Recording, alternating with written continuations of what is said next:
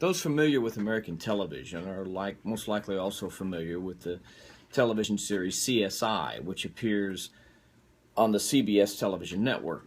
The show premiered in October 2000, and it's just had incredible success ever since.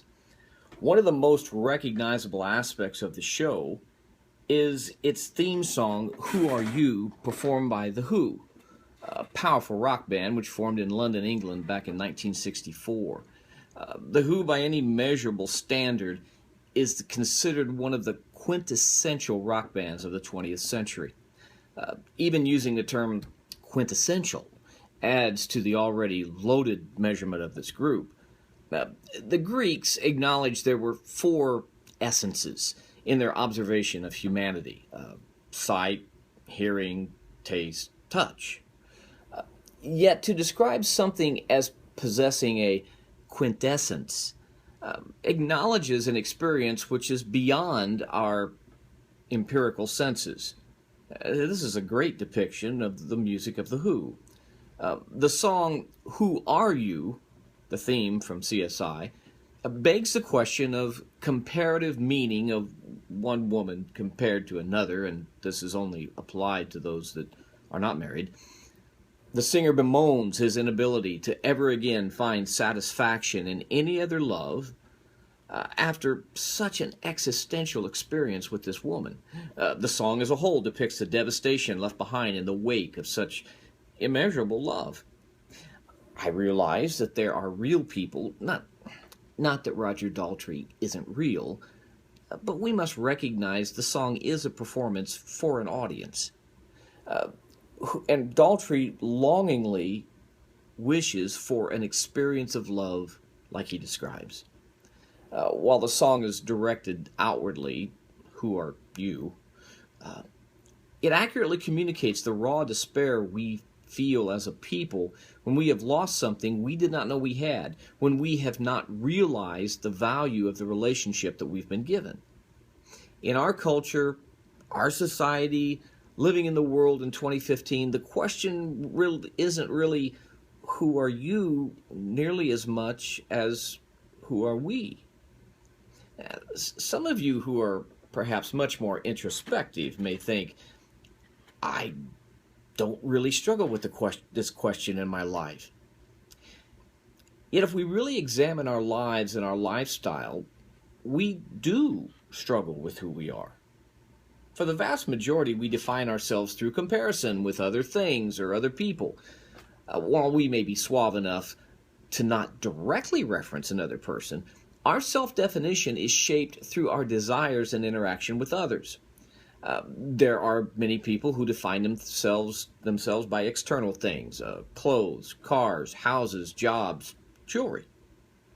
Yet do we really grasp the fact we are defining ourselves by the temporary and the transient rather than the eternal and the permanent? At no moment in time, do we as a people gain an immediate, visceral understanding of our situation than when we're sitting at a funeral. At that moment, we find ourselves struggling with a deep longing for the eternal. We crave, hunger, and long for just another moment or another touch with the person who has died. We find ourselves wishing we could have told them again, more to reassure ourselves than the one who's passed, how much we love them and how much we enjoyed their presence. All of the things in this world become meaningless and worthless because we would trade everything for another moment or touch. It is then we wonder who we really are. We are sobered by the fact that life is short. We long for the relationship, which at that moment we may have felt we have squandered foolishly. What is it that gives us value and meaning? Is it the material goods of this world? Is it a designer's name written on our clothes or our jewelry? At that moment, when the world has seemingly stopped and we struggle to breathe again, we come to the shocking conclusion it is not reality which gives us meaning, but rather it's relationships. A person who knew us, who understood our idiosyncrasies and our obsessions, they were familiar with our pettiness and shallowness, yet they extended friendship and love to us anyway. In that moment, we struggle with the longing we have for eternity, for a time without time, where what is begun never ends.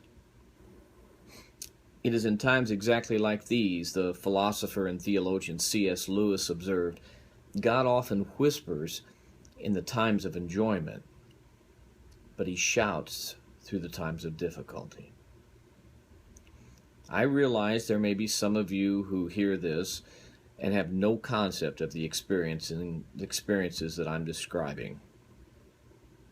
That there are others who have experienced these very same feelings, and they continue to resonate in your life. What gives humanity value is not what we do. That's called pragmatism. Not what we wear or own, which would be described as either mercantilism or commercialism. It's not even what we think, which is philosophy. What gives us value is who we are. The Bible says we are made in the image of God. Because God has shared some of his characteristics with us, we have value.